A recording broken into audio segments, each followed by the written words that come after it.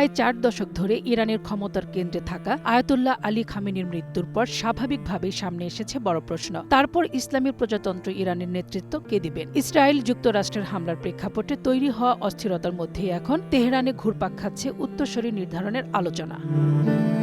তবে ইসরায়েল যুক্তরাষ্ট্রের হামলায় প্রাণ হারানোর আগেই ক্ষমতা হস্তান্তরের একটি পরিকল্পনা রেখে গেছেন আয়াতুল্লাহ আলী খামেনি। 1989 সাল থেকে তিনি দেশটির সর্বোচ্চ নেতা হিসেবে দায়িত্ব পালন করে আসছিলেন। রাষ্ট্রের সর্বোচ্চ ধর্মীয় কর্তৃপক্ষ, সশস্ত্র বাহিনীর সর্বাধিনায়ক এবং গুরুত্বপূর্ণ সব বিষয়ে চূড়ান্ত সিদ্ধান্তদাতা ছিলেন তিনি। ইসলামী বিপ্লবের প্রতিষ্ঠাতা রুহুল্লাহ খোমেনির উত্তরসূরি হিসেবে দায়িত্ব নেওয়ার পর কঠোর হাতে দেশ শাসন করেন। উত্তরসূরি নির্ধারণের প্রক্রিয়া নিয়ে ইরানের সংবিধানে স্পষ্ট নির্দেশনা রয়েছে। সর্বোচ্চ নেতা হতে হলে জ্যেষ্ঠ শিয়া ধর্মতাত্ত্বিক হতে হয়। তাকে নির্বাচিত করে বিশেষজ্ঞ পরিষদ নামে পরিচিত ধর্মীয় পরিষদ।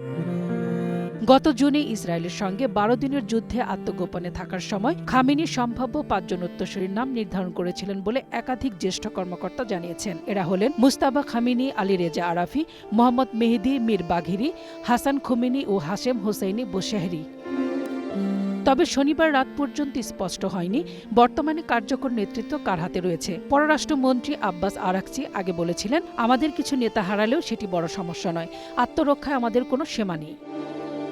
খামেনির মৃত্যুর পর রাষ্ট্রীয় কাঠামোর ভেতরে ক্ষমতার ভারসাম্য, ধর্মীয় কর্তৃত্ব এবং সামরিক প্রভাবের সমন্বয়ে নির্ধারিত হবে ইরানের পরবর্তী সর্বোচ্চ নেতা কে হবেন।